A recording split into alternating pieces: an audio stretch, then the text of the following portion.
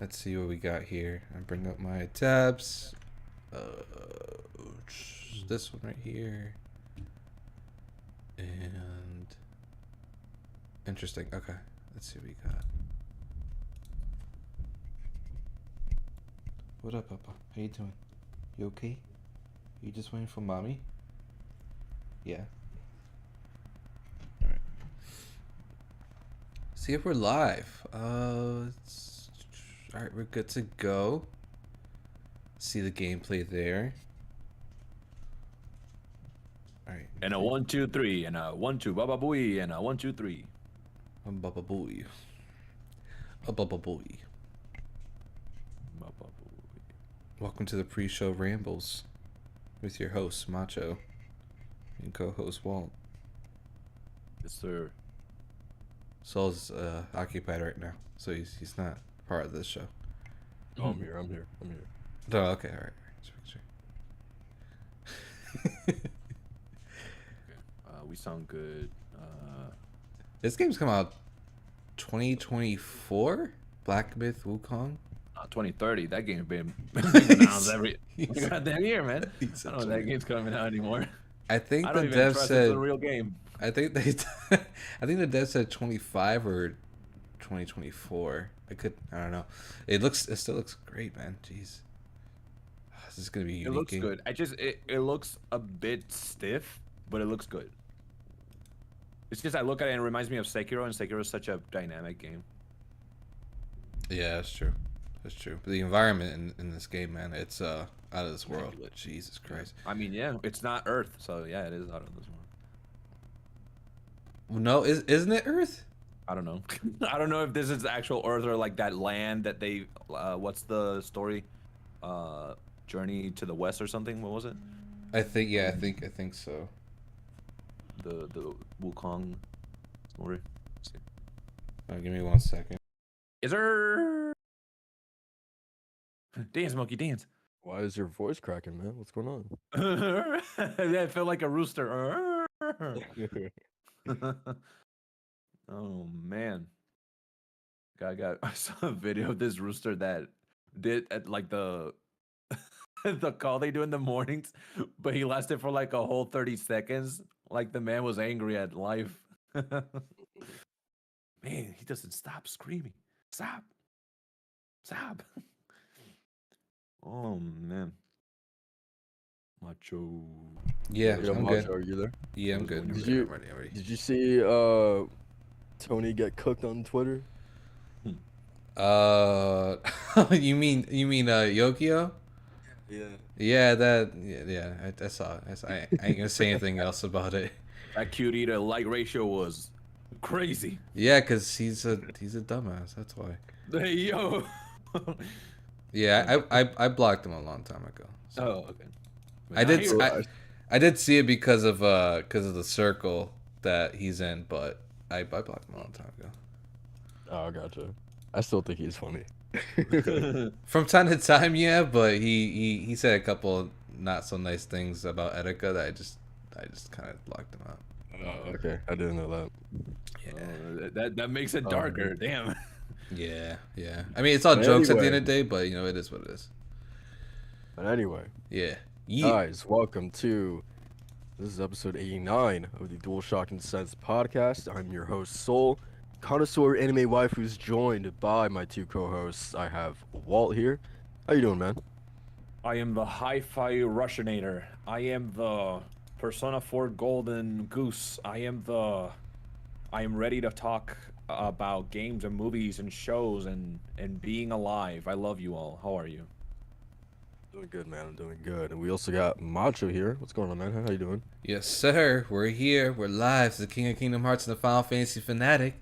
I'm ready to get this episode kicked off. We got a lot to talk about, but mostly, Soul. How you doing, man? How you feeling? You doing alright? I'm alright, man. I'm powering through right now. Guys, we got a good show planned for you guys. I want to remind everyone to go ahead, like, and share the podcast out. That would help us out a ton. Before we get started with these topics, we're going to talk about the games that we've been playing this past week. For me, really quickly, just more Signalis. I'm about like halfway through the game. It is really, really good. Also really, really scary. Um, I just fought like this the first like boss fight, which was really, really cool. Um, but yeah, man, I'm just I feel like once you get into like the swing of things of like inventory management specifically and realizing that you don't have to kill everything that you see, that you could just you have to most of the time just like, classic Resident Evil thing or just like walk around some of these enemies. Once you kind of get into that rhythm, then like it's pretty easy to navigate. Um, but it is still pretty scary. There's this one section I made it to like this new level in the kind of spaceship thing that I'm in. And there's like this it's like the first time that it's happened in the game so far that there's like this completely dark corridor. Like there's no lights or anything. Like I don't even know like which direction to walk into because it's literally just pitch black. Like you can't see anything. And I'm like as soon as I entered that room and I saw how dark it was, I immediately went nope and turned the other way and left because like I am not doing that right now. But yeah, Signalis is awesome. I'm really enjoying it. Besides that, I've been working on a little hush hush project for class that won't be finished until the end of the month, but I will also post it on the channel. I won't say anything more about it because like I kind of want it to be a surprise because I think if I can, it's my first time doing anything like this, and I think if I can get it right, I think it's gonna be really really cool. It's God of War related, but yeah, just stay tuned for that. But yeah, that's it for me. What about you guys? Sorry, I'm macho. You little goose. Since you're so excited to talk about geeses, why don't you go? Hey, Because yo. I'm so do you have the YouTube video or do you want me to take over like editing up and stuff like that? Wait, what do you mean the YouTube video? The live video because I'm gonna change like the title and everything. That's why. Oh, I mean, I'm still working on the thumbnail. I mean, I'll get it in a sec. Okay, I'll just change the title real quick just so it changes. But well, go real quick so I can concentrate. Yeah, no, you're good. You're good. So this week has been pretty light on gaming. Just doing more of the same games from last week. A little bit of Persona here, a little bit of Hi-Fi Rush there, and Dead Space. Getting through Dead Space because I'm playing different games at different times. I'm only putting so much time on each one, a certain amount of time. The one I just installed recently, which I want to get through because the last 3 weeks have really got me into the mood, is Last of Us Part 1, the remake. So I installed that and I'm going to be starting that probably next week. Because I really want to get to Part 2 again, but I want to play Part 1 first. Because the last time I played Last of Us proper, the first one, was more than 5 to 7 years ago. So I want to have that fresh for when I get to part 2 so that I can really feel the consequences. um Aside from that, man, honestly, I've been playing a lot of Marvel Snap. That's my addiction, but in between, burst of small breaks that I have between work and life. It's a really, really fun game. It's free and it's free to play, and it's outstanding the way that they just keep adding more cards and more ways to play the game, or more strategies and different ways to build your deck. So I'm really having fun with that. But yeah, man, I haven't really played anything new this last week. Not until Like a Dragon Ishin. That's gonna be my next one that I'm really looking forward to. And that's a Yakuza game, so that's gonna be a long one. That's gonna take a minute to beat. Because I'm also playing Persona 4 Golden. Persona 4 Golden, I think the main story takes about like 40 to 50 hours to beat. So it is not it's not Persona 5 lengths. It's not 100 hours to beat it once, but it's still pretty lengthy. But yeah, man, a lot of games, but not one dedicated game where I put a lot of hours in. Are you ready, Macho, to talk about your games, or are you still concentrating? Yeah. No, I'm good. I'm good. I'm good. I just changed up the title and everything and put in description, so we're good to go. But yeah, I can talk about my stuff. So cool. Yeah, man. Funny enough, I actually deleted Marvel Snap because it was becoming a problem, man. I Oh was playing it man. way too much. I was thinking about it way too much, so I needed to cleanse my life from it. So I actually ended up deleting it. Um, Yeah. okay, yeah, I got this link up. We're good to go. All right, so yeah, so actually a bit of a surprise, fellas. I went back to Forspoken. Oh boy. Just this morning. Just this morning. So I kind of want to retract what I said last week. I felt like, or that last time for our last podcast, I feel like I was maybe just a little too harsh on the game. Saying that, Here we go. I don't know. Because the one thing I said was that the gameplay wasn't like as redeemable as something like Valkyrie Elysium, despite having like a really like meh story and everything. I kind of want to go back on that. I beat the third boss. It gives you the water magic, and it actually just finished. What was it? Not the third boss, actually. I beat the second boss, and then I actually challenged the third boss as like one of her minions, and she transported me to like a new realm in the game. And I'm actually really enjoying the traversing the new water spell that I just got and messing around with that, mixing it with the fire spells and phrase earth spells and stuff like that. So it's actually been pretty fun. I'm not gonna lie, just kind of venturing around the world. So I want to retract my statement there that the gameplay is actually pretty good, but the story is still not good, man. It's not good whatsoever, like at all. It's really bad.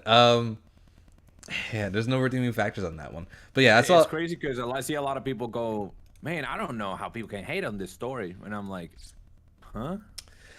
Yeah, I mean, I'm like, I could find several reasons why. yeah. Did you guys actually look up any cutscenes or anything like that beyond what I was talking about? No. I only see the ones that like some people I follow on Twitch play, and like I can't remember them because it's not memorable. Yeah, There's yeah. a couple people I follow that they're playing for Spoken, and I'm just like, but I'm good. I'm gonna watch the Pokemon streamer I watch. Yeah, yeah. I mean, it's so like I said, it's one of those things where once you get the control in your hand, you start playing with the traversing mechanics and the spells. You actually can find something pretty fun there, and again, like I said before, you turn off your brain, you got something really cool there, just to kind of have in the background as you listen to a podcast or something. So it's fun in that respect. But yeah, I can't really get on board with people that will say like it's like a 9 out of 10 or it's an amazing game. Like I can't really vibe with that, man. The story is so messy and it's just so out of place. It feels weird. The animations are for the faces are just really bad. Yeah, there's a lot about that game that's just definitely not 9 out of 10 value or like in that kind of realm. But besides that, I kind of dabbled into that for this morning. But man, last night when I came home from work, I just had one of those funky moods. Soul, you probably can attest to this, that when you get home you just don't want to play any games at all. You kind of just want to sit and chill, do nothing. And so I did that yesterday and actually ended up watching most of Arcane. And let me just say that show is perfection, man.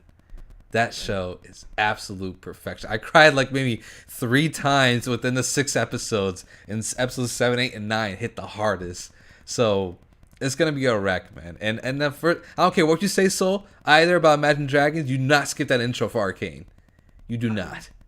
Oh man, here we go. That slap. It slap though, and it's such a great visually good looking intro as well. So and matches the song. Yeah. I actually don't remember what the opening was. I feel like I kind of liked it, so I'm not gonna talk too much. Like white statues. it. Oh, like I don't know Imagine Dragons songs by heart like you. Damn. Damn, it was Enemy. Really good. I remember it. Okay. Yeah, no, it's the way they implement music into that whole series is just incredible. I can't wait to watch the rest of it tonight. But the bulk of my week for gaming has been Hitman 3, World of Assassination, whatever is the new platform they're going with. I actually ended up finishing Hitman 1 and the DLCs with it, along with Hitman 2's DLCs. And this game is just magical. So you already know, man. I mean, well, you do too, because how far did you play in Hitman? Well, I'm curious now. I beat 1, and I'm almost I think I'm like almost about to beat 2, or is 2 the one? Because I forget which level's which, but it's 2 the one that ends with, or one of the prior levels is that big like reunion of like the most wealthy people.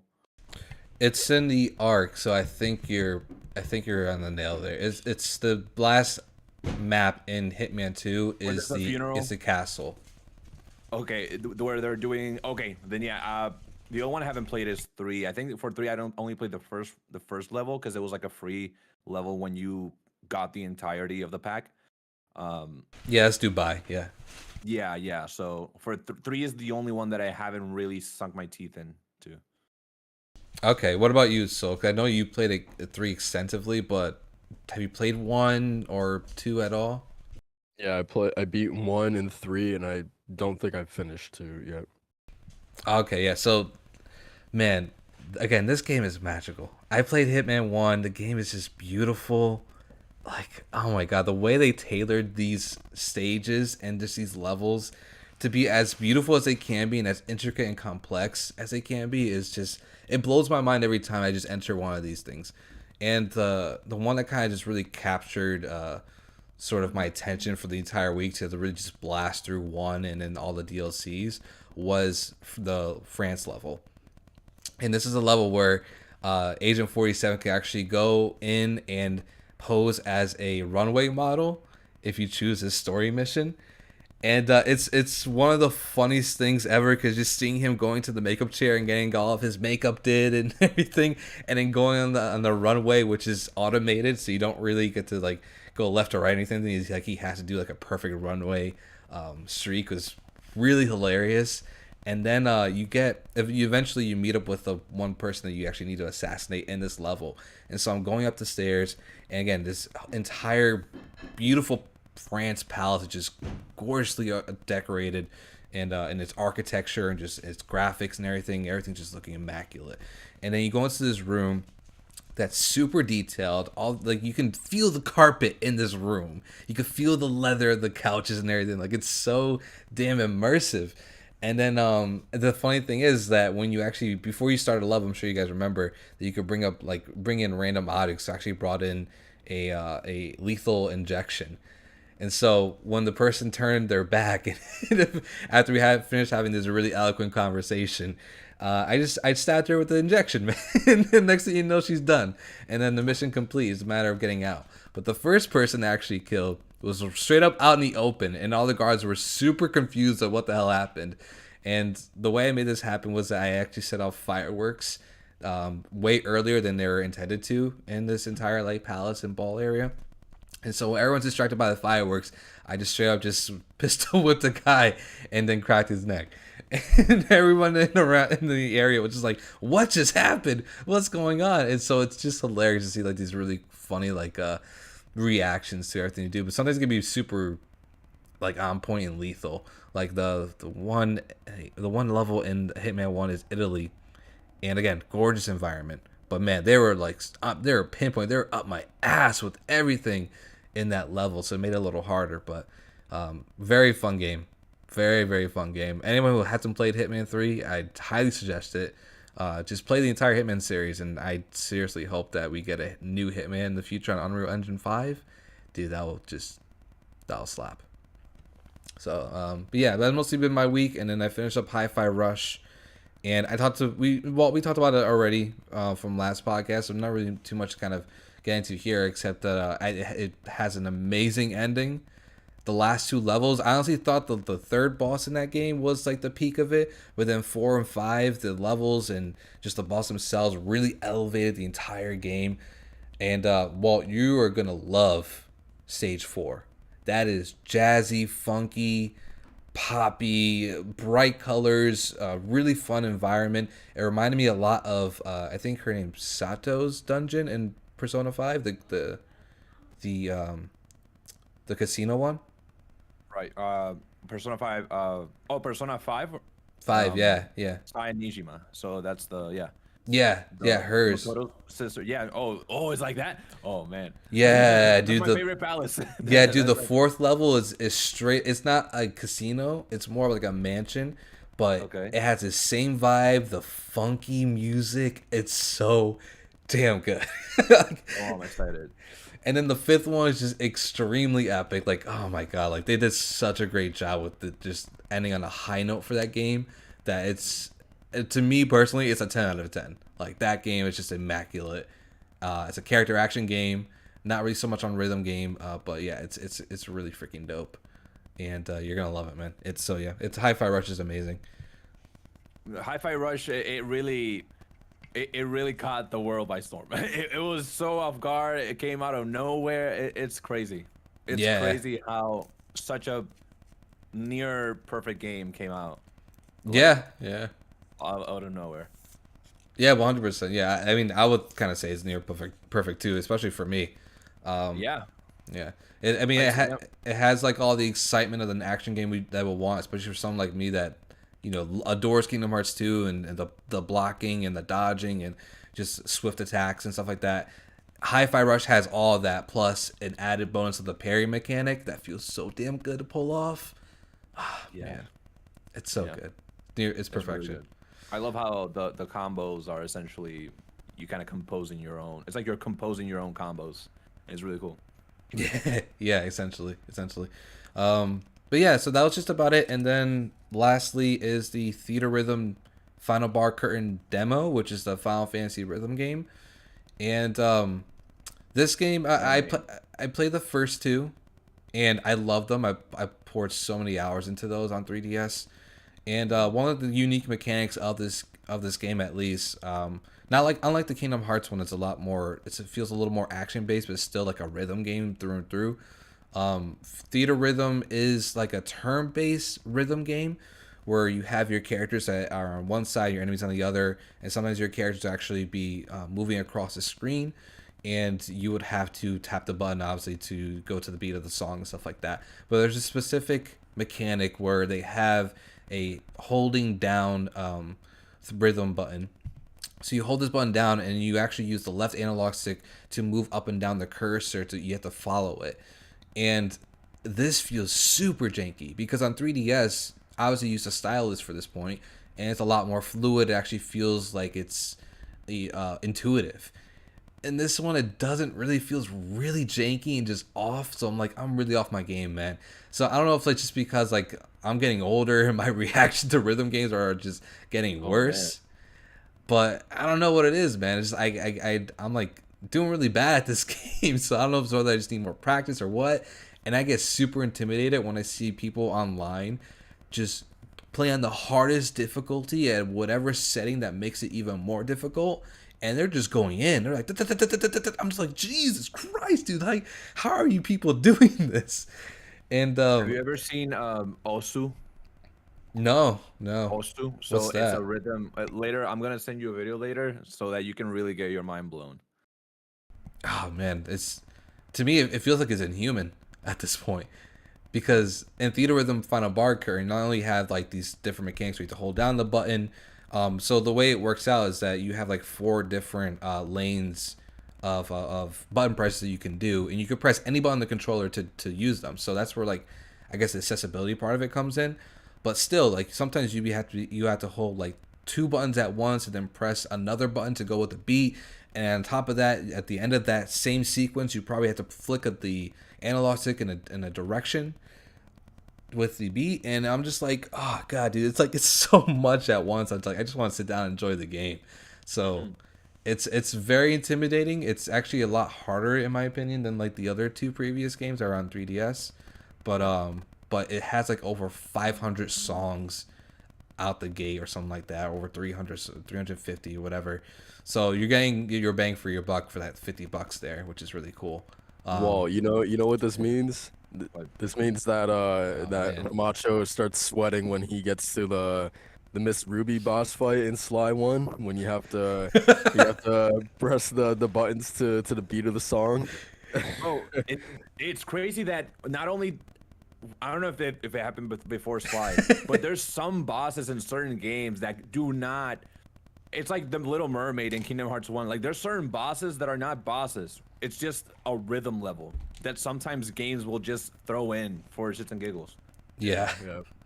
I love that. Mind you, Miss Ruby was BS, so you know this, man. Yeah. She was BS on the PS3 collection because goddamn Sanzaru Games or whatever Yeah. didn't know how to port it to PS3. Yeah, that slight input lag when it comes to that level is horrendous, yo. It's so bad. No, this one specifically is just, it's wild. Like, I mean, because I just played Hi-Fi Rush and I don't have a problem with that game. Like, it's for me, it was like really like intuitive, just mixing my attacks with the beats and going with the rhythm of the song, and eventually you get pumped up, kind of like in Devil May Cry 5, how like the better you do, the more amped up the song gets. That's how Hi-Fi Rush is, and so you just get in the zone. And this one, Theater Rhythm, you mess up and it's like, oh god, what do I do? Oh, and you just drop your controller and you're just like, oh, you just want to restart the song at that point. There's no like little indication of like a little vibration or something like that of you like mixing, or you hitting the beat to the song, or to the rhythm, what the case may be. And so that's what's kind of throwing me off. Like I kind of want that extra sensory nature of like, I need to know that the game, or like the game is telling me that I'm hitting the buttons correctly, or else I'm just gonna feel off every time. So it might be just a practice thing. Maybe I just need to play more around with it, but it feels a little janky than what I'm used to. But yeah, anyone else to try it out, go for it. It is a fun demo. You get like 30 songs in it. It's free, and you know, it's a good try before you buy kind of thing. I'm a fan of Square Enix releasing these demos before the game actually comes out. They've been doing this a lot lately. They did it for Valkyrie Elysium, for Star Ocean. Did they do it for Triangle Strategy? No, they didn't for Triangle Strategy. I think it was Battlefield Chronicle. That's what it was. And now Theater Rhythm. So I wonder if they're gonna do the same thing with 16 now. That we're getting closer to that game. So, but yeah, that's just it. That's it for me this week. Yeah, well, it was Forspoken for sure. Maybe at least made me want to get back to Hitman. So They were gonna say Forspoken. They're gonna say, oh, at least it made me want to buy Forspoken. oh, hell no! I'm glad I'm saving money, man. Yeah, dude, get back into that Hitman, man. When I went back to it, actually, I didn't realize that there were side missions for every like level. Like there's another story to go into with the same level, and that's for all of them. Mhm. Yeah. What Hitman has the drug lord mission? Where you have to go to his mansion and assassinate. It's him, but then he also has like his siblings are around the place. Like they manage different parts of the operation.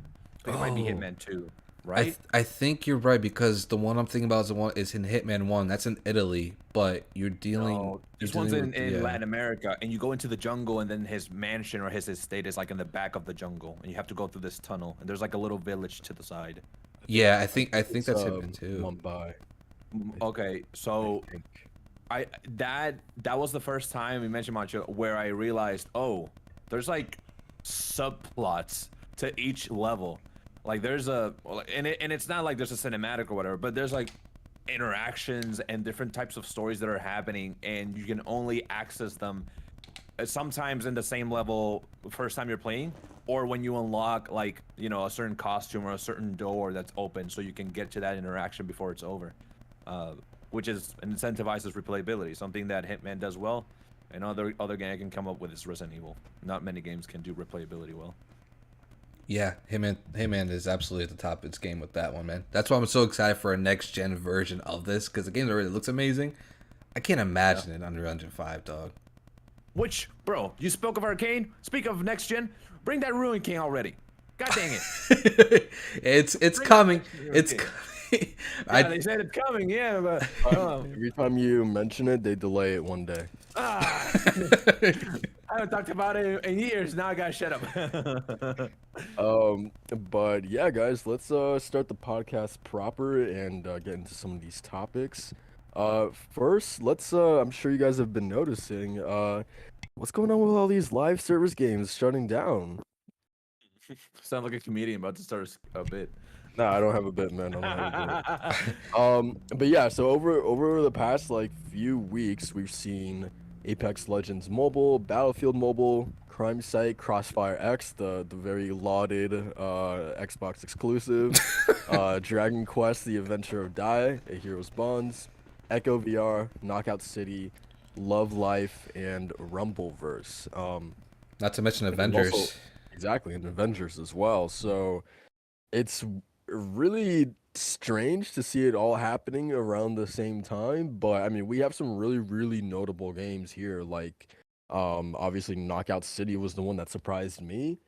Rumbleverse, I feel like the writing was on the wall for that one. I feel like the writing was on the wall for that game as soon as that game came out. Like, I looked at that game and I was like just looking at the roster of those characters, I was like, I don't want to play as any of these characters. Like, god damn, dude. But and then obviously Avengers 2 is a big one. Apex Legends mobile as well. So like, I mean, yeah, like what do you guys think is happening here with all these live service games just like kind of shutting down recently altogether? I mean, It's crazy. I don't know. Yeah, it's crazy, but I don't know if this is a wake up call or just unfortunate like coincidences. Like if it just lined up for a lot of the live services to just kind of kick the bucket. Because for the longest time, I don't know if people changed their mind, but we still don't have much appreciation for live service or when a game is announced to be a live service. I'm not of either camp. I don't really care because usually the live service games that I do partake in, they work just fine. A biggest example I always use is Destiny being a fine middle ground between having, co-op and PvP versus a PvE setting. But I know that a lot of the disdain is like the quality that these games come out. Because look at Babylon's Fall at the beginning, while not traditional live service, it was pseudo. Because here's the thing: well, true live service. What are the components for that, Macho? What's like a true live service game? Well, one is ongoing content, obviously, right? Okay. And quality is like here and there, I guess. But but what gets people excited for, I think, to answer your question, well, is the fact that there's a future, and to let people know that there's a future, right? And so you have like a roadmap, you have goals, and then you have that push and pull kind of gameplay within your live service. So for Multiverse, for instance, one of the things that maybe kept going back to it daily, right, was the daily missions. Why? Because you actually get currency to either buy characters or to further yourself in the season pass. So it's all kind of all of that push and pull kind of gameplay mechanics there, and then just knowing that there's something in the future for you to latch onto when it comes.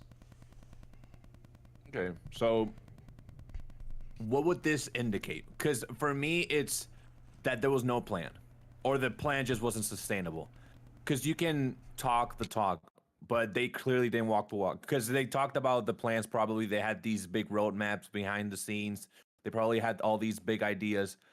But the thing with that is retention. I think with live service, the biggest and most important component is you can have a roadmap. You can have all these promises. You can have a solid game. But if you don't have the audience to kind of sustain that game, there's no game. I mean, look at Babylon.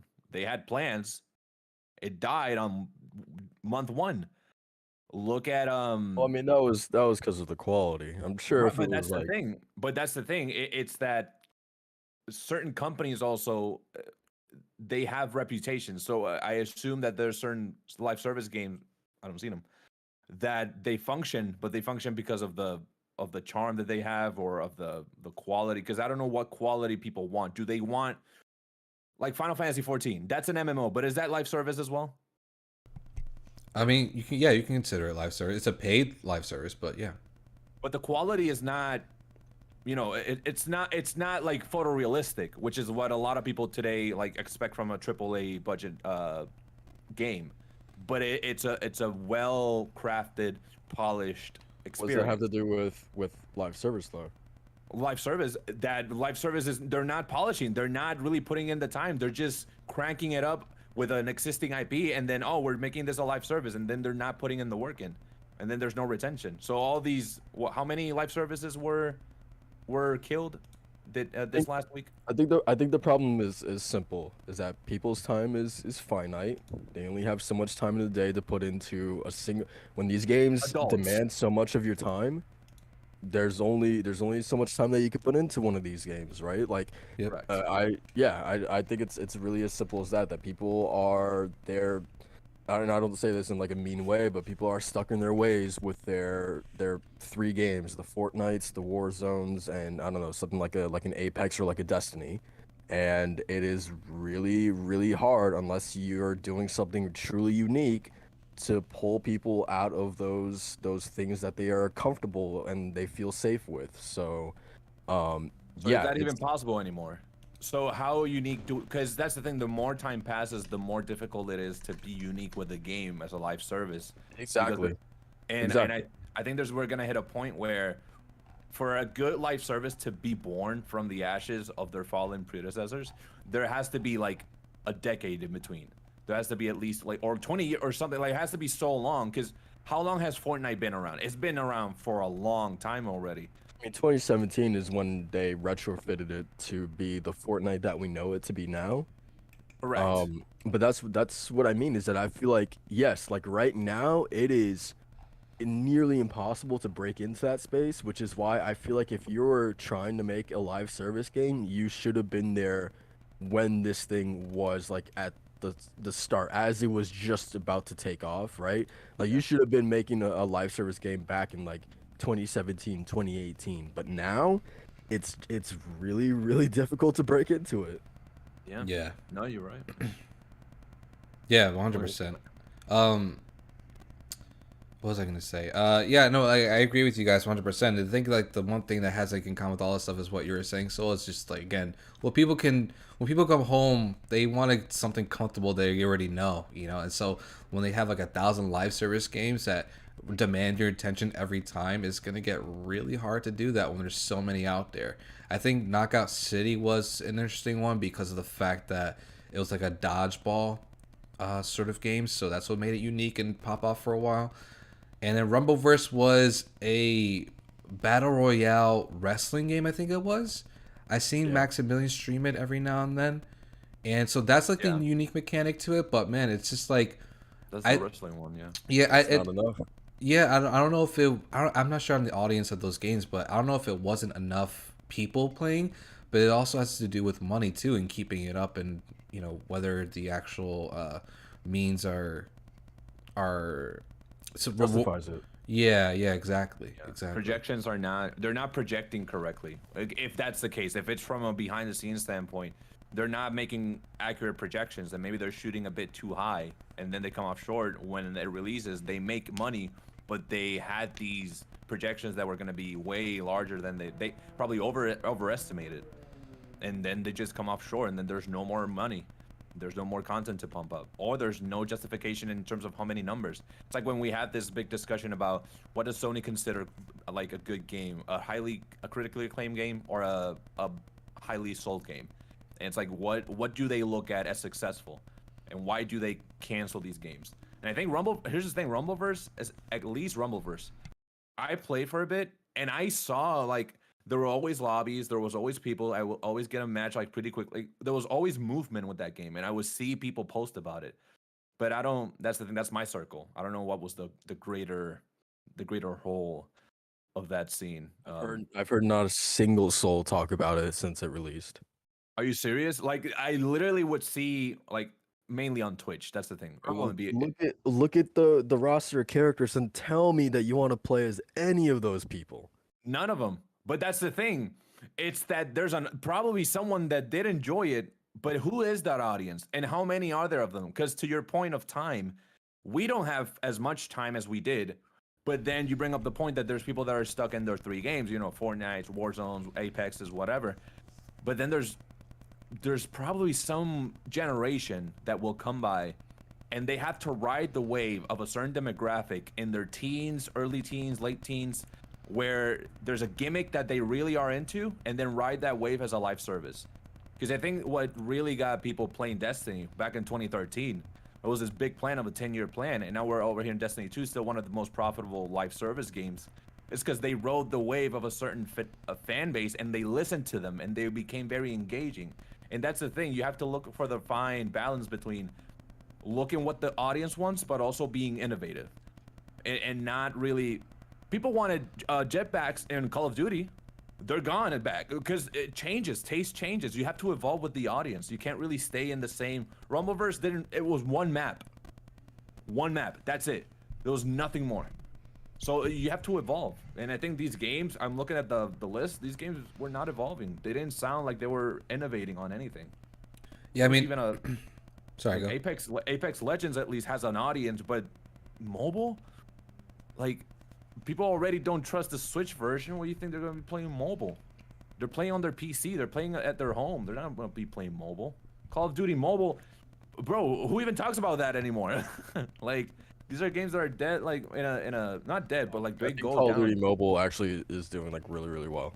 Is it? That's the one that I've heard nothing about. then I will take your word for it. Yeah, I think it's doing well. Oh, good for them. I'm glad for them. What were you saying, Macho? Well, that the one live service game that I'm sure you guys have seen like nothing about on Twitter or whatever the case may be, is Disney Dreamlight Valley, that released in beta like in September or something like that. And I covered on the channel here, and I talked about it every now and then. But that's like it's that and 14 of the 2 live service games I just go back and forth between. And I jumped off of Multiverse just because a lot of them were just taking up my time that I want to dedicate to other games and other stuff in my free time. So Disney Dreamlight Valley, the reason why I think that one is like still succeeding and still sees a lot of life in it, it's like, one, it had like 1 million players around its base right when it launched, which is like a huge number for a live service game. And also I think it has something to do with IPs. The fact that it's Disney and Disney characters and people know what they're getting into with something like that. And a lot of the word that was spread about this game is that this is Disney with Animal Crossing. That's it. That's what this game is. Except you're actually getting quests and you're getting a story to follow and all that kind of stuff, and you're getting constant updates like seasonal roadmaps. And you just announced their stuff for 2023 and beyond, including multiplayer, which is going to be another huge boon for that. So I think it has a lot to do with strong IPs, not all the time, but I think in this case it does. And when it comes to PlayStation, I think they got a lot. I think they have a steep hill to climb up on when it comes to stuff like Horizon. So. Well, to that point, a IP clearly doesn't give you like a free runway to success, because I mean, look at Avengers, right? So like I think it's like I don't know, man. It's just weird. Like if you don't obviously it's quality, right? Because I'm assuming that Dreamlight Valley is really good. So it's not just, I mean, obviously being tied to Disney helps, but like also like you got to make sure that out of the gate you have enough content and that it's really good to in order to like retain all those people or whatever. But back to PlayStation, to what you were saying, like, does this give you guys some concern about, like factions or the Horizon multiplayer project or what Haven is working on or London Studio is working on, all these different teams that's working on multiplayer? What do you think, Macho? Sorry, I was chewing. I'm devouring this bagel right now, so go ball. I got it. I mean, concerning as to its longevity, again, this will come down to the quality and the plan that they have for said properties and said games. Because what really, at least for factions, like we can speak about factions because there's an expectation in the community, because there was a factions before. There hasn't been a Horizon one. I think with factions is the fact that it felt like you could play it different days and feel like you were getting progress in. Because the whole deal with the first factions was making sure you had enough people in your base and playing more games and getting more resources and making sure that you got through an X amount of days alive. And then it was Fireflies, and then there was the Scavengers. With this factions, that was back then. Now they have to go even further. They have to amplify the stakes for it. I assume they're gonna go the route of, if they're doing live service or if it's a multiplayer, that you're gonna have your daily challenges, your weekly challenges.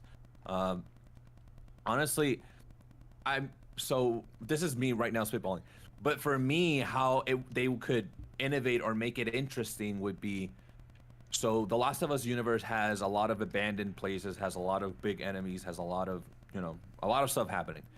It'd be cool if they had co-op missions that involve doing high-risk tasks where you could get good rewards, kind of like a PvE situation, where you would, what we call a raid type deal, where you could get 4 people go into this, like the building in Last of Us Part 2 where you descend with Abby and Lev, something like that where you have to go to an objective and kind of like, dodge and weave and go and stealth your way through clickers or hunters or cannibals or whatever the case may be.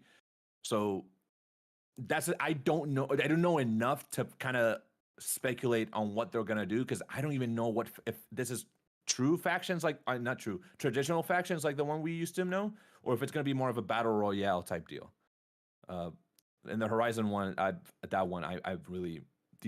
would like a Monster Hunter type deal where you're hunting beasts and you're in the world and you get armor from beasts that you kill, and you meet people and you can go on missions. But I don't know the longevity of these things. They have to innovate and always provide new maps and content. That's me. That's what I would want. I don't know if people would want to raid in the Last of Us factions. Yeah, no, I think you're on the money there. Honestly, I think it's the diversity of content that's going to be really key to all that stuff. At least when it comes to PlayStation, and the in the rollout for sure. Because so what you said before about what's in your package the day of when the game releases, I think that's really critical too. Because one of the things that kept me going back to Disney Dreamlight Valley, right? I didn't finish the content until I got like 60 hours in, and that's just from the base game. That's not including like the DLCs and like adding Scar and the holiday theme stuff, right? All that stuff that was in the game that shipped with the game I bought for $30 gave me 60 hours of content, and now I got this new free content coming that can just put more and more hours into it. So I think that's really critical too, which is probably why Factions is taking so long, because they're probably building up that roadmap and learning how they're going to trickle out content for this thing, but also provide you a game that's worth $70. Because let's be real here, that game's probably going to be $70 when it releases, and I think they're going to have to justify that, because they more than likely they saw what they saw from the comments about whether Last of Us Part 1 Remake was worth $70 because it didn't have factions in it, or it wasn't different enough, or the case may be. So I think they're going to listen to that and really up the ante with factions multiplayer. And when it comes to Horizon, I don't know, man. We saw that weird leak with the gameplay. I don't know if that was a prototype, if the rumors are abound. I'm not sure, but I feel like that has a really steep hill to climb up. Yeah, we'll see, man. But you guys know, and also, yeah, you're right. It was like, I think they said like really early in development. So we'll see how it looks in the final product. But you guys know what game hasn't been shut down yet? That's a live service game. Quick claim MMORPG. No, not that. Why would I ever bring that one up? Yes, sir. But you guys don't know? Hold on, I'm trying to Destruction think. All-Stars? Yes, sir. Oh, shut up, yo! Whoa. Let's go, baby! It's still kicking, bro. It's still kicking. No, it's not, man. Come on, it's run on E right now. The tank is running on E. It's only a matter of time. Bro, the gas is full. It's full, bro. It's electric. Man, what's the last time you got a new character? What was that? When's the last time you got a new character? I think, like, to be honest, like, they have been doing like pretty consistent updates for that game. So I haven't heard anything about that, man. Jeez. Yeah, you don't follow All-Stars people on their Twitter. Yes, sir. Oh, Shout out to them, man. All I'm saying is they got cooler characters than goddamn Rumbleverse. Forspoken is more fun than that game. I also think that He's like, all right. that the community you build and the purpose of the game also it adds to it. Specifically, games like Rocket League, where there's constant updates, constant new cards, and all this, and it's a car game. It's a soccer car game or a football car game, but there's a big esports community behind it that really supports the game and keeps it pretty consistently, played and viewed on Twitch and YouTube and all these things. And that game's been around for a good minute already, and it's only gotten better. And it plays so well. It's so simple. It's easy to play, hard to master type deal. And that's the thing. You have to build the point behind your game. What is the point? Destiny, good gear, better loot, better armor. Destruction All-Stars, I have no idea. Final Fantasy 14, you have, I don't know what the point. More better cars, I think, or more characters. Better cars in 14? Are you high, sir? No, and Destruction All Stars and FF14. It's the once you get to end game, there's dungeons, there's raids, you can level up your skills, the different types of skills you have, like fishing and whatnot. You can get better armor, better the relics. Like there's so much you can do in that game. It's never ending, and you can do every single class and switch. So like, it's the flexibility that you provide. That's what I think Destiny really got better, because at the beginning you had to have three separate sets of gear, but now you can share all the gear between all three characters very seamlessly, with the help of the companion app as well. So you have to set up the footprint and kind of think about, okay, what's the quality of life gonna look like with this game? How easy is it gonna be for me to wake up, maybe put in half an hour before I go to work, maybe put an hour after I get back from work, and have fun? That's why Animal Crossing works, because it's literally day by day. The day in the game lasts as long as the day in real world. So you can't really rush anything in one day unless you play around with the time in the console. But that's a whole different kind of worms. So yeah, that's why I think if PlayStation were to do a fighting game, they would be looking at not League of Legends. I forgot the Project L. That's gonna be free to play. They're gonna be looking at Street Fighter 6, because that's a premium fighting game that's gonna have content beyond its life, or, beyond its launch date. That's already planned out, and is gonna have a huge single player component that 5 did not have. So it's gonna be interesting to see. I've said this since day one. If PlayStation wants to make a fighting game, you get goddamn Arc System Works to make it, man. Amen, brother. Amen, brother.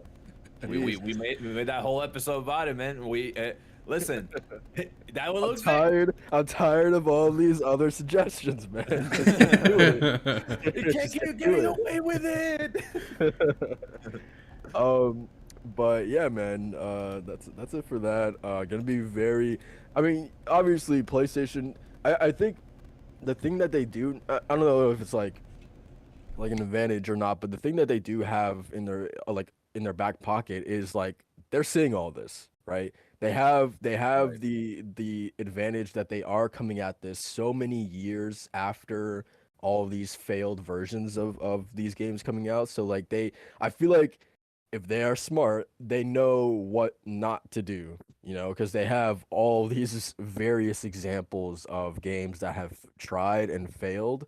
They also do have Bungie with them now that can help, but you do hope that they look at this and they look at Halo and they're like, okay, we know how to approach this because we have all of these various examples. So we'll see what happens, but regardless, I think it's gonna be very tough for them to kind of break into this space. But they do have one successful live service game, and that's Destruction All Stars, baby. I'd love to know if that's still on your hard drive. You slick tongue thief. No sir, deleted that a while ago. But let's talk about Resident Evil 4, man. One of, I think, all three of one of our, since pretty highly on our most anticipated games of this year for sure. It is this month's Game Informer cover. So obviously they had a bunch of new footage and details to accompany it being the cover of the month for GI. So I didn't look at any of this because this game is like an absolute like day one for me. So like I don't need to see any footage. I don't need to read anything about it. But based off of all the information we got this week, are you guys happy with the direction and the changes that they're making with RE4? Personally, yeah, 100%. And this was someone that came from playing the one on PS2 and hearing so many great things about it and being kind of underwhelmed by the experience. I'm really excited for this remake just because of what the stuff they are adding, including like the side activities and everything. The one thing I will say though that would have made you definitely question the game, so was the milk rain. Yeah. Hey, yo. Took the words out of my mouth. I was about to say there was a carton a milk truck that crashed and the rain was spilling milk all over the battlefield, because that rain did not look like it was like a next gen rain. Wow. Yeah, it was kind of obtrusive. I'm thinking it might be like an older build. Obviously, it's gonna be more refined when the game releases in March. But Yeah. that gameplay showcase they did, man, the rain was just so obtrusive and So milky. yeah, it literally looked milky, and I was like, "What's going on?" It was kind of weird though, because when Leon would bring up will pull up his gun, and you have the camera closes in more on his perspective, you could actually see the rain effects in there, so you can see rain bouncing off of him, and that looked really cool, right? That told you like, damn, it's raining hard. It's probably it's hard on visibility. But then when they brought the camera out more, it's like it looked like milk was just dropping from the sky. So, but Yeah. besides that, it looks really awesome.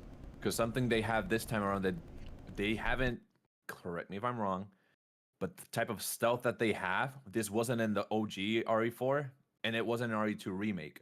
There was no stealth in those games. And this one, you can actually kill an enemy from behind with the knife. And that is badass. That is true to the character of Leon. And I hope Ashley is not screaming while I'm doing that. I wonder how they're going to handle the whole escort aspects of the game.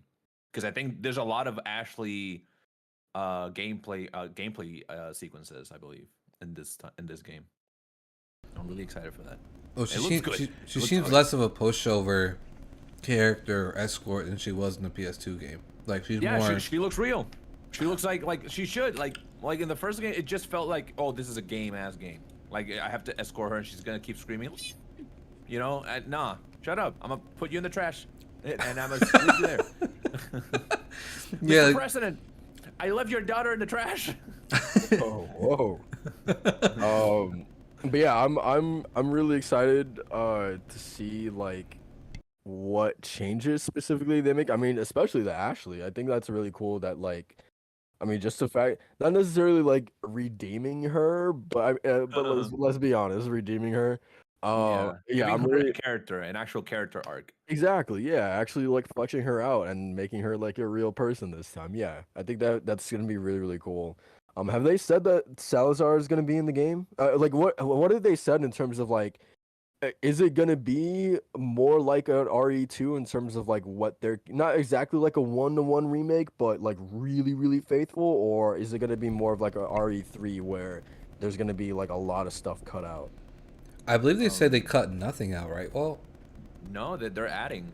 They're actually flaking out, and there's a picture of Salazar. Oh really? Yeah, there's already the picture of Salazar and his two bodyguards, the big scorpion dudes that are in capes on his side, and he's been remade, and he looks like terrifying. And they also showed the centipede dude, the priest that dislocates his torso and becomes taller.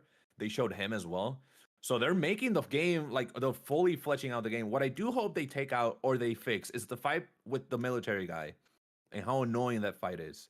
You have to sneak around him and knife him, and he's like impossible to hit. You have to be super perfect to fight him.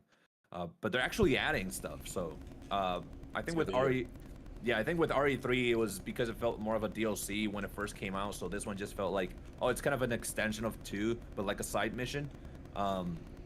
I think that this one's just adding to a classic, just adding a lot more and fleshing out a lot more, and it's more horror. It's not as gray and as action. It has action, but it's action horror type deal, like R2 Remake. When you get to the ending and you're in the lab and there's more action, but it's still kind of scary. So this one's gonna still have those tones. Looks gonna be better. It's gonna be good. Awesome. I'm really really excited for this. yeah, the only thing they did take out was the QTEs, by the way. I just want to mention that. Oh, Amen. right. I Amen. did see that. Interesting. Good. Yeah. I hope there's still bingo though. I hope the lines are still there. Like, where's everyone going? Bingo. Like, I hope those lines are still like kind of there. I don't know. So I mean, here's sort of like the big question. Do you guys think that they will remake RE5, and do you want an RE5 remake? Honestly, yeah. Yeah. Yes. Is it I just would because love of- a RE5 remake. Is it just because of Shiva or Yes. That is the main reason, because you can actually have more story for her. You can actually have like levels just with her and get to explore her character more, because that's something that we got with with the characters so far with Jill, Claire, and I forgot the military guy in RE3. Carlos. And Carlos and Leon is that we actually got to know these characters a little bit more aside from just shooting Ada a gun. too, right? And Ada had a whole section in RE2 remake. So I think with RE5, not only do you get Chris and Shiva a little bit more, or Sheva, I think it's how they call her in the game. Yeah, Sheva. More fleshed out. You get to explore the origins of the virus a bit more, because in RE8 Village they established the true origin of where the virus came from and how that was sought out. So if they make an RE5 remake, they can incorporate Miranda being more of an influence. So they, there's a lot of good lore that they can put, and then they can do the Dead Space treatment where, because if Dead Space remake works and they make a 2, they can fix 3. If they make a 5 remake, they can fix 6. Hopefully, I don't know. You can only dream. But yeah, a 5 remake would be amazing. It wouldn't be a Habana looking like, it's like, when a movie is like set in Cuba and it's like very yellow. That's what RE5 is like. It's just yellow the whole way through. There's no filter. So that'd be amazing. And Wesker and RE, oh my god. Oh, the one reason why I want them to do RE5 is so they can goddamn redeem my girl Jill. They did her dirty in that game. Yeah, look at her redesign. Are you kidding me, man? She looks so dumb. I don't like it. With the new design, that would be amazing. That would I be mean, amazing. the little spider in her chest was pretty dope for Marvel's Capcom 3 though. She was so badass in that game. The fight was cool. The fight with her, like, it was cool setting up, but I think that she didn't have enough of a, like, redeeming, like, her as a human, she didn't have enough agency to kind of like show that, oh, good, she's been liberated. No, it just felt like, oh, hot girl being controlled, I beat her. Oh, cool, hot girl free again. It just felt it didn't have anything to do. Yeah, for sure. So- Especially just because, like, I feel like that RE3 remake look is just so goddamn iconic. And Yes. so just like anything other than that is just like, I don't know, it's just weird to me, It's like Claire. now. Claire's whole redesign. Like, I prefer new Claire. Oh, it's like the whole thing that people have with Tess. That old Tess didn't look like Annie. She looked like a video game female like design. She didn't look like the character, which I love this new trend of the character in the game looking a lot more like the person playing them, like Isaac Clarke in Dead Space remake. So yeah, keep doing that. Give me the new Chris in RE5 and make him punch a boulder. Yeah, I would love Resident Evil 5 remake. Yeah, that was my first Resident Evil game I got into, and Same. the co-op part of it is still insanely fun. Even though the game has some stupid stuff in it, it's still a really fun co-op game that I would hope they would keep to that, because I know Resident Evil 1, 2, 3, and now 4 are all single player stuff. So it'd be cool if they brought in 5 as the co-op experience that we love it for. Absolutely. And they can add, like in RE2 Remake, they have this little free, I think it was a free DLC, where you play as 3 different survivors that you find in the city in the main game. They can do that with RE5 too, where you get to see a civilian from the first level in that desert area, in that little village that everyone's going insane, and you played prior to that.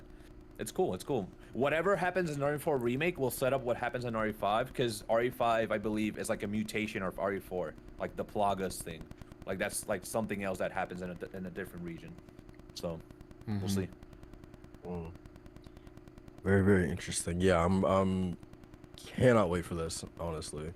But yeah, man, that is RE4 remake. When does that come out? It's March, right? Yeah, like March 21st or 4th, something like that. Either way, we got more time with it because Jedi Survivor rather Yeah. got delayed to April. 24th. Okay, cool. Yeah, let's talk about sort of, I guess, like the big thing that happened this week was E3. E3 on its dying breath, like Oh, question mark. man. It's on life support. So I mean, we got the report from IGN stating that in addition to Sony, neither Nintendo or Xbox will be at E3 this year. So and I was telling you guys, because actually I think this broke when we did our Last of Us episode 3 discussion, I think. And I was like, God damn, that means we gotta sit through Ubisoft during E3 week. Like that's it? That's all that we have? Are you kidding? How did it ever get to this point? Um, but yeah, I mean, what was your guys' reaction to this? I feel like it's even though it feels like it's been slowly kind of happening the past couple years, it still kind of makes me a little bit sad, you know? Yeah, I know. No more cringe compilations. No more best of moments from E3. Yeah, I know. It kind of sucks, but again, this is kind of where the world's going, where these companies can do their own showcases and get the same amount of traction, save a whole bunch of money, and get a lot more focus than just a big stage now. It's one of the things why like it kind of made me sad that PlayStation wasn't doing PlayStation Experience anymore, because that was such a celebration for all the fans, stuff like that. And E3 wasn't really for fans anyway; it's mostly for media. But like it was definitely like it was a time in the year we could all gather in one place and get excited about video games. And now we can do that for other stuff too, but it's way more segregated. You know, like people that have a PlayStation are gonna watch the PlayStation stuff mostly. Other people are just gonna tune in even if they don't have it, but still, it's like it's not the same thing as E3 where like everything's up for grabs. You have no idea what's gonna happen, and it's kind of sad.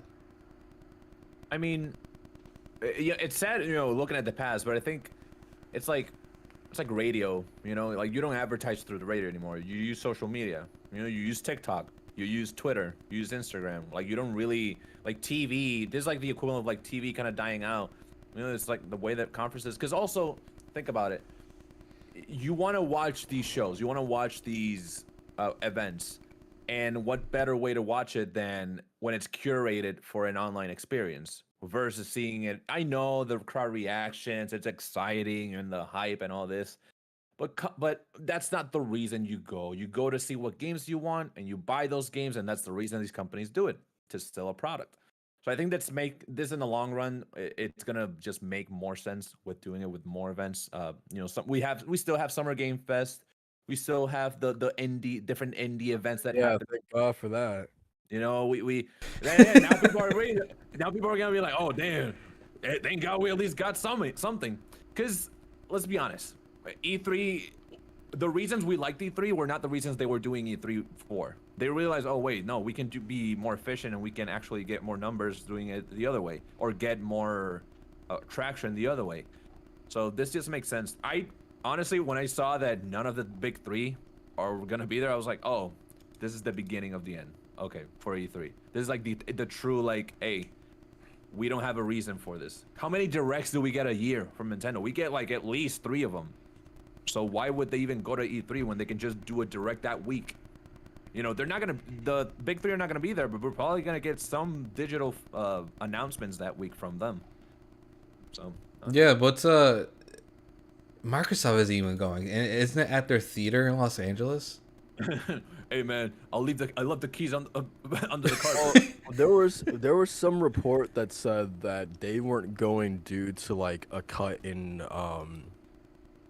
God, what was it? Like their events budget or something along those lines. Interesting. Okay. So I mean, it was a report, so I don't know if we'll take that with a grain of salt, but yeah, it is interesting that because it feels like because I even think they're like on the board of like the ESA, so it is interesting that like they're the ones that also aren't going. Yeah. But I'm sure. I feel like with them, I'm sure they'll do something around that time, but they won't necessarily be like associated with E3 if that makes sense.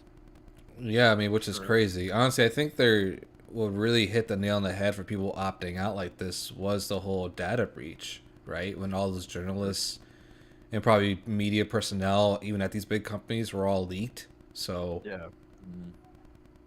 I don't know. That could have been that could have been it. And that's also, you mentioned that this was made for media, and media is changing. Like, why would you go to an event to report on something when you have insider knowledge, or you have a friend, or you can just go and log on and watch the event and quickly start writing down your article as you're watching the event and get that out as fast as you can. So like it makes more sense the more they start changing. Investors are still gonna get their pitches. That's not gonna change because the companies need the money to make damn games. But yeah, Even I don't even know. IGN is doing their own thing with FanFest, Yeah, yeah, which yeah. is Everyone crazy. again, it makes sense to allocate a small, make that little amount of money to the side and make your own thing. Because at the end of the day, you have an audience. That audience cares for you. Might as well appeal to them and the people that are cross watching everything.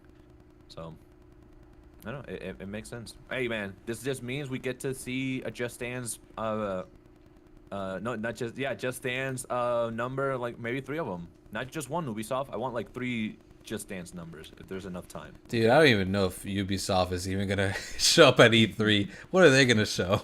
Skull Just and Dance. Bones again? Yeah, Skull and Bones. That's how that game is right now. It's Skull and Man. Bones. I don't Please, know. no, not again. Yes, sir. Oh. Give me that beauty, that pirate beauty, baby. The one thing they have that I would love to see, obviously, is Avatar. But even then, I'm Mirage. very, very. Mirage 2, yeah, Mirage 2. But I don't know. We'll see. We'll see. We'll see. Go, Papa. Go. They specifically are in a very weird spot currently, so Yeah. we'll Last see what 3 happens. years they have, yeah. Yeah, but when I was watching Benji Sales live stream, he was talking about Ubisoft stuff, and this was about like a week or 2 ago when Yves was saying like, "Oh well, devs, you're on your own. It's up to you in 2023 how it's gonna fan out," and he apologized right after that.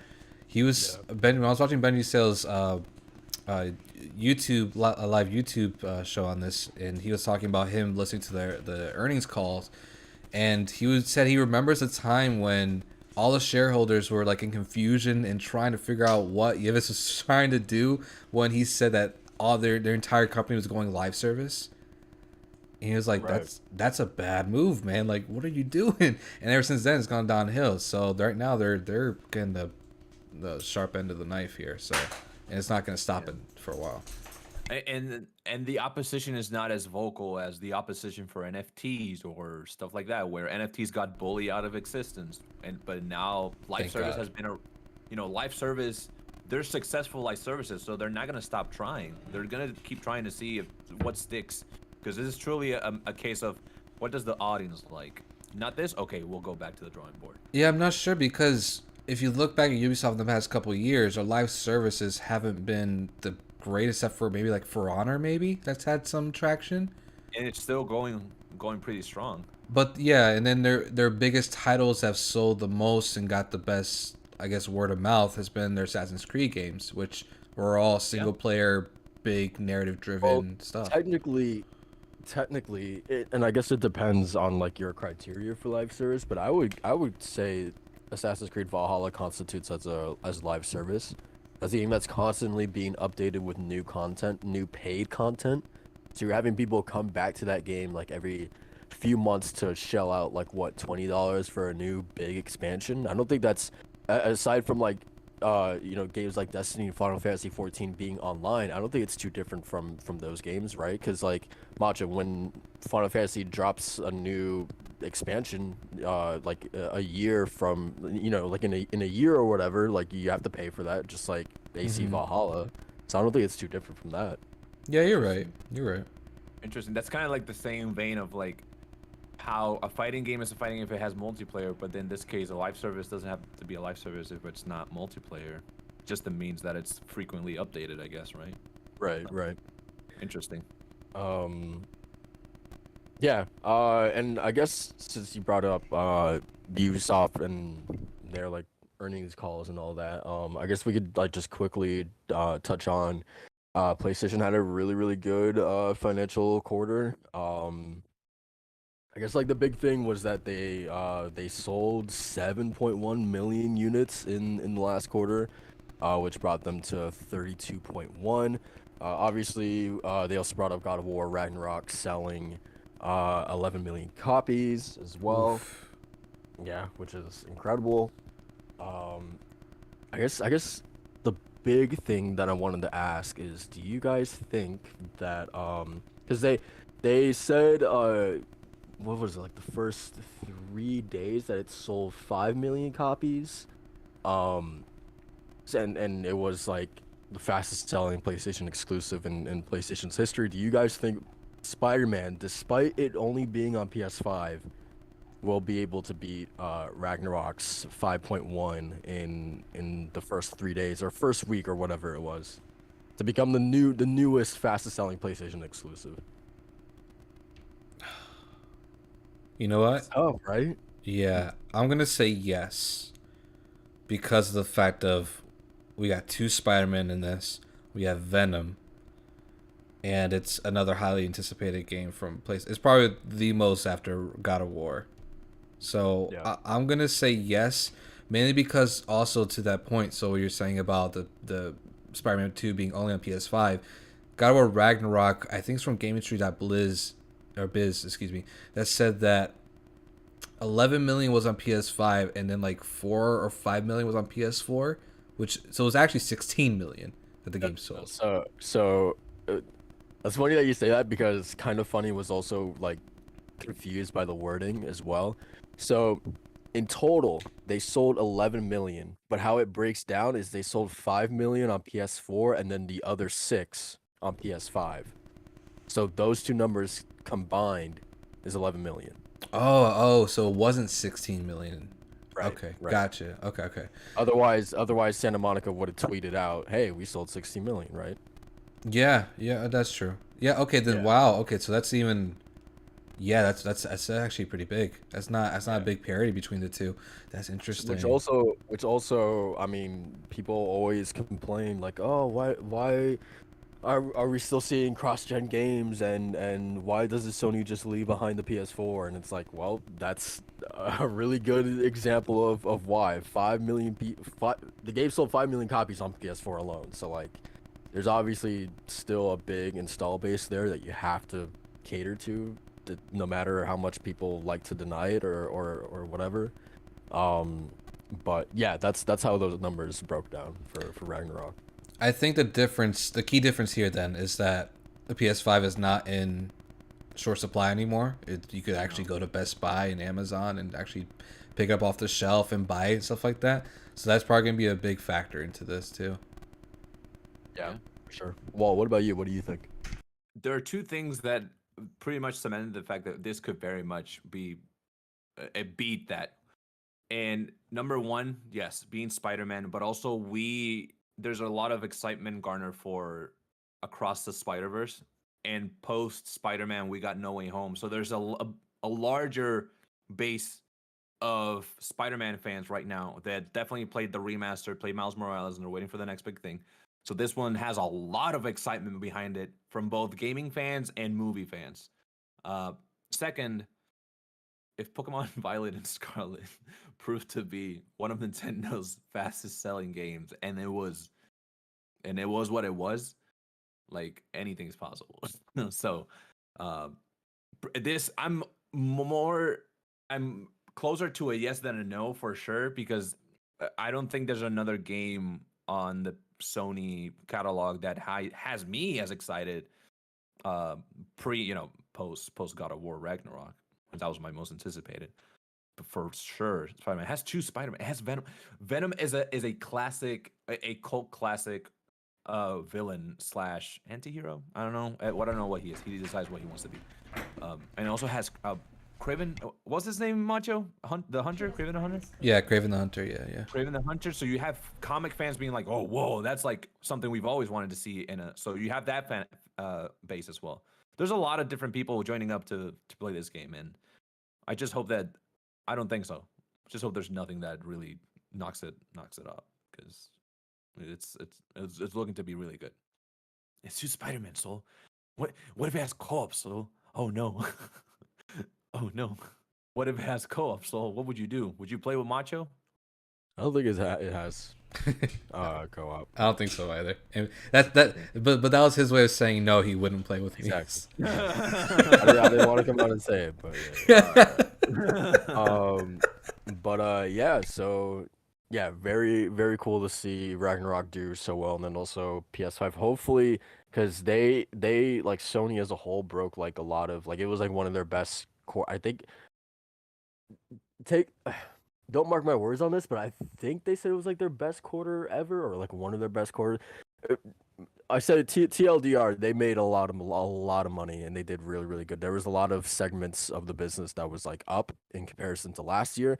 So I say all this to say that like I hope that this means that there is no reason for them to do any layoffs, and so far so good. They have not talked about them needing to do that.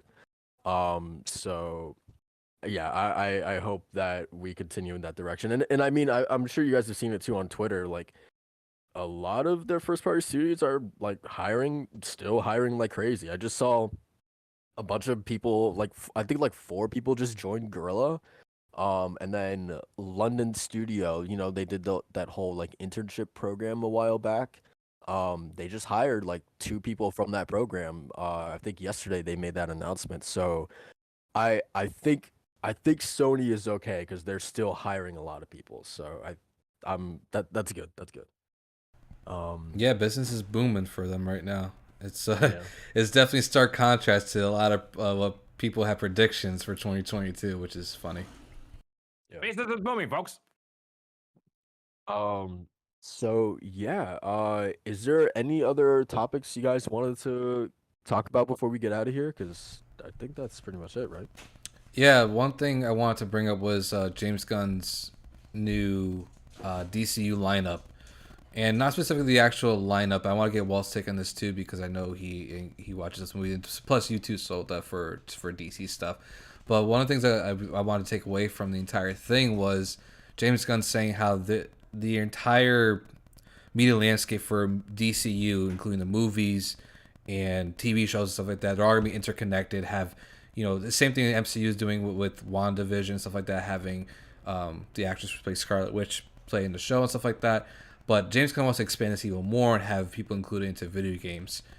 Now we know that's going to be a huge hurdle because it's making games and movies, and it's completely different from one another. And having actors kind of interweave between all that's going to be really tough. But I wanted to ask you guys, what projects do you think that may happen to with James Gunn's new DCU lineup? Because we do have a new Wonder Woman game coming up, so I wonder if they're going to pivot to a new Wonder Woman actors or Gal Gadot or something. But well, did you see the lineup for the new things that he's doing? yeah. So let me see if I had it up here. I do have it here because to the point of Gal Gadot, I like that James Gunn's vision is not centered exclusively on the big names themselves. So Yeah. like for Wonder Woman, we have actually not a Wonder Woman movie like titled, but we have a show called Paradise Lost, which, as he described, is a Game of Thrones style show set in Themyscira, home of the Amazons and birthplace of Wonder Woman, and it focuses on the genesis and political intrigue of the island of all women. So I like that he's starting to kind of spin around these different franchises and making like heavy on themes.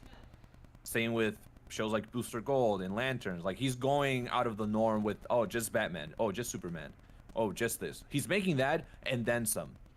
And I trust in his vision when pairing up, the more wacky sides of the DCU, like Creature Commandos and whatnot. Because if he make Guardians of the Galaxy work, I think his mind is pretty good at making the odd kind of stick into a more coherent vision. And Peacemaker. Peacemaker is awesome. And Peacemaker, yeah, no, the man knows how to make media and make movie and shows and kind of direct that in the right direction. It's just that we were very hesitant because of the decisions with Henry Cavill and whatnot, but I feel pretty good with what he talked about in the latest lineups for television shows and movie projects, both animated and live action. So it's pretty exciting.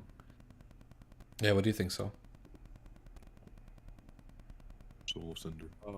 I didn't really like look into this too much, so like I don't really know all that's on the slate. I did see that like I think, well, first of all, that Wonder Woman thing like sounds really really cool because it's like not what I would have expected from that, so I really like that idea.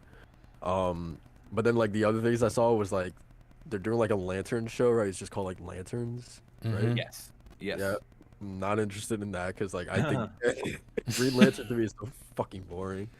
And then like the Waller show as well, same thing. That sounds boring as hell to me.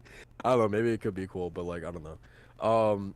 And then obviously I saw like Batman Part 2, but like that's pretty much all that I really saw on the slate. Okay. Yeah, I mean, they've like the stuff that stuck out to me that was really cool is Batman the Brave and the Bold. So we're actually gonna be introduced to Damian Wayne here, which is nice. We're getting like a cool live action version and the official canon DCU stuff and Supergirl. I think I love the character Supergirl ever since I watched the movie. I think it's Batman Superman Apocalypse, and I kind of just sort of fell in love with like this protege of Superman, being like his cousin and her and how she kind of tackles that sort of title on Earth and stuff like that. But this Supergirl is going to be a lot more. It's going to be way different from what we've seen before, and I think this actual version that they're going with is based on a run.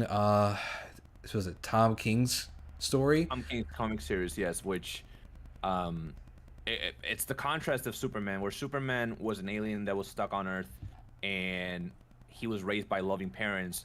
This Supergirl movie is supposed to be one where she was at a rock next to Krypton, seeing everything just die out and people she loved die, and she was raised in essentially a very jaded way. So it's kind of like going with the contrast of to Superman's, more lovable nature and protector version. Which would be super cool to see play out. Like super cool. I can't wait to see something like that, man, and to see if they're gonna actually have a video game based off of like any of these different properties. I'm excited for that. I mean, on top of that, the Wonder Woman game from the guys that did Shadow of Mordor, WB. What are they? Yeah, the Nemesis system game. Yeah.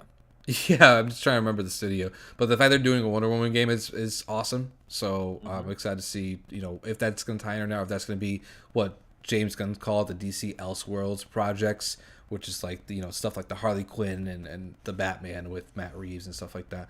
So either way, it's going to be cool. Yeah, there you go. Thank you. But yeah, that's it really. I'm not too attached to these properties, but I just want a quick thing because Soul mentioned two of them. So with Lanterns, that one is described as a true detective style show centered on intergalactic cops Jon Stewart and Hal Jordan as they uncover a dark mystery. And for Waller is starring Viola Davis, which is good, as Amanda Waller. This series will feature characters from Peacemaker. So I like that he's sticking to revamping things that didn't work in the past and continuing things that do work, like Waller. And I like one of the ones that stood out to me, and people started like fan casting, is Booster Gold, because Booster Gold uses basic technology in the future to pretend to be a hero in present day. And he's an idiot, essentially, an imbecile. How James Gunn described him, and people started fan casting Homelander, Anthony Starr, as Booster Gold, wanting to see him play that kind of a dick. So it's exciting, man. It's exciting. All these they're super different. Swamp Thing, it's a horror movie. Or like everything is so different from what he wants at his vision. So I'm excited to see what hits and what doesn't. And with the current status of this DC, he mentioned that the Flash movie is gonna reset the storyline essentially. Okay. And then make way for other properties. Quick question. Where does Blue Beetle fit into all this? I'm assuming that was the prior DC regime's like movie, right? That's not James Gunn, like he doesn't have anything to do with that. Right. So same with Blue Beetle and like Shazam, Aquaman, like all these movies that are still gonna come out without him being involved or post him. These movies, I believe, are gonna be part of the current canon, and I don't know if Blue Beetle comes before or after Flash. Because if it's before Flash, I assume it'll be reset, or if Blue Beetle is going to take a bigger part in the overarching universe. He didn't really go into detail. He just mentioned how Blue Beetle is more of the. I just think about Spider-Man when he described Blue Beetle, like how he's like a younger, like a crime fighting. I don't know if he's a genius or not. But I don't really know. I don't think he went into depth about that. I know that movies like The Batman are going to have a sequel, like Batman 2, and it's going to be Matt Reeves still. So he's not touching properties that are in development with certain directors. Yeah, I'm not sure how it exactly fits in either, but uh, yeah, it's not part of Elsewhere. It actually is part of the actual DCU stuff. But I mean, we'll see how that all plays out. I think the real like crux of this is that Flash is gonna reset everything, and that the new Superman movie, Superman Legacy, is gonna be sort of the official kickoff for like the tone of the rest of the Phase 1 that they have called Gods and Monsters. So we'll see where that goes from there. Gods and monsters, man. I only think about one motherfucker when I hear gods, and those Omega beams be hitting. I think it's gonna be really cool, man. I'm excited for what they got planned up, and that's a little more centered because he even said in the announcement video that we're gonna either the announcement video or the DCU like their DC like website that they had, that they're gonna plan things out a little more intricate than Marvel does, and so they're gonna have one, they're gonna have a big focus on story and writing, which is really good. Hey, you know what's cool, Macho? Is that I don't know how long ago this was, but it was on a television show. These late night shows, and he said it jokingly, but it's he's always so genuine. But Keanu Reeves was like, "Oh, I haven't had the call, to play John Constantine, but I'm always open. I'm always so. I don't know, man. There's no, you know what I mean? That'd be cool. That'd be cool. See Keanu Reeves and Constantine again? Come on. Yeah, that's what I liked when James Gunn was bringing this up on Twitter and everything else. That they're going to be flexible. Like not everything is set in stone because they want to get the writing process as fine as they can before they start shooting or before they start really committing to something. So it's really going to all start in the writers' room. And that's how all these stories should be, and that's how they're approaching it. So I think that they're off to a really good start. DC was doing so bad, they needed someone from Marvel to fix their shit. I mean, you probably opt out because of the whole, didn't really have like a huge plan like that. But we'll see. But it's crazy how everything just turned out. I was surprised with the projects he has in store because it all sounds foreign to me. I don't know any of the I know barely any of these people. I know some of them, but they're existing characters. That's what makes me so excited, though. Honestly. Yeah, right. That's why Guardians was so good and so exciting because he knew how to craft a good movie, and I didn't know these people, but he made them likable. So I'm excited, man. Yeah, man. Hey, man, that man directed this good live action Scooby Doo movie, and that's still hit. So. Ooh, classic, baby. Shout outs to him, man. Sir, Scooby dressing up like a grandma and everyone believing it. Yes, sir. It's still funny. Yes, sir. I love it. Yeah, that's absolutely a classic. Yes, sir. That's gonna do it for us, guys, on DualShock Sense episode 89. We're gonna get started with these outros. Before we do, want to remind you all to go ahead and like the podcast, share it out, and consider subscribing to the channel, man. We would love that as we continue the march to 150 subscribers.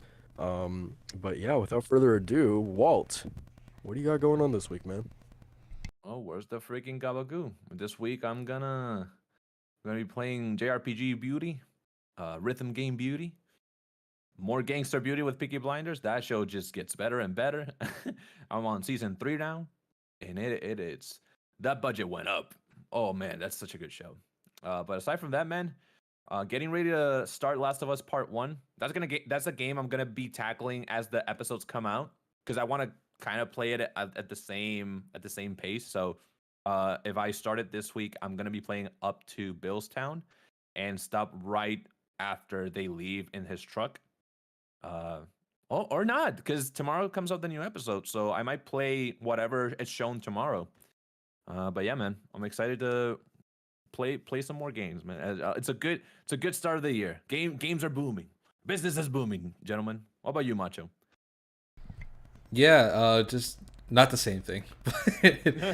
But I will be diving back into Arcane, finishing that up, and maybe feeling depressed for a couple hours and moving on. It's such a great show. But yeah, mostly I'm going to be sticking to, I think, just kind of really just chilling this week because I'm in this lull period right now where Hogwarts Legacy comes out in 3 days, and that's literally all I'm thinking about right now. The timeline is getting excited, man. I'm seeing people post up like what house they're in and like their little avatars on the Harry Potter fan club website, stuff like that. So it was really cool to kind of see people start getting excited for this game. and start gearing up for their time in Hogwarts. It's gonna be a fun time. I also see a couple. That game is going to sell gangbusters, dude. Yeah, Yep. yeah, absolutely. It's not because I think on Steam it was like what for the past 3-4 weeks one of the top sellers on Steam. So Yeah, like I would not be surprised if it does like Elden Ring numbers, you know. Yeah. ooh, damn. Yeah. Yeah, that's a good point. Yeah, so I mean, people are getting excited for that, man. It's funny seeing people on the timeline being sorted into their houses, and there's a couple people that got Gryffindor, Hufflepuff. I'm like, man, you're definitely a Slytherin. You're just a jerk. So, guys, if you're playing, make an account on the Harry Potter fan club website, get sorted and all that stuff, and you also get like exclusive in-game bonuses and stuff like that when you boot up the game. So, yeah, gonna be really really exciting stuff. I'm pumped for that. And then other than that, probably dabbling into Forspoken, just to listen to some podcasts and kind of have that in the background since I'm enjoying it a lot more. So Macho, the meme I keep seeing is 5 minutes into Hogwarts Legacy, and it shows Voldemort going, Abracadabra! yeah. I see a lot of people be like, "Yo, the first Hufflepuff I see, Bro, the boy who died, the boy who lives has come to die. Every time I see anyone in that game look at me wrong, I'm like, yeah, let's go into the courtyard. I'm abracadabra you. Oh my good. god. How about you, Soul? Yeah, for me, more Signalis, definitely going at that game at my own pace. But yeah, we all besides that, know what that means, man. We all know what that means. Scared, shivering his boots. yeah, exactly. Y'all know the vibes, man. Y'all know the vibes.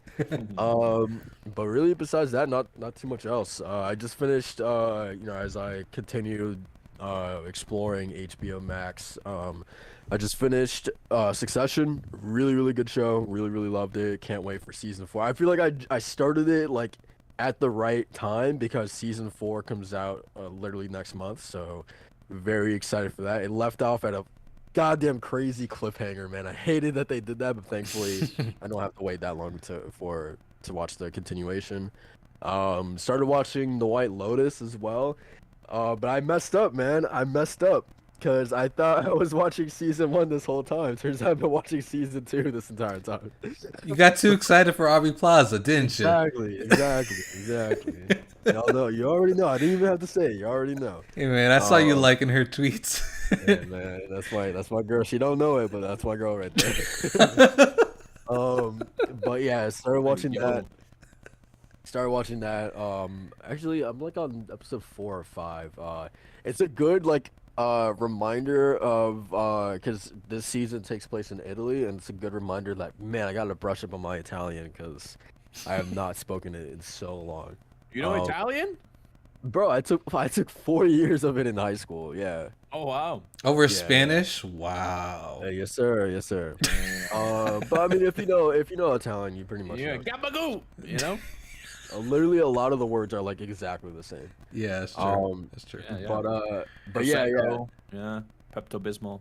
All right. Yeah, Gabagool too. Yeah, man. So that's pretty much it for me for this next week. And also chipping away at this little personal project that I'm really excited to post to the channel when it's finished. That Dreams project. Oh yeah. Yeah, give me that thumbnail when you're done with it, and we'll post it up on Twitter. Yes, sir. But yeah, that's pretty much it for me, and that's gonna wrap it up for the DualShock and Sense crew for this week. We will catch you guys possibly tomorrow for an episode 4 of The Last of Us breakdown. But yeah, stay tuned for that. And again, next Saturday, episode 90, close to 100, which is crazy.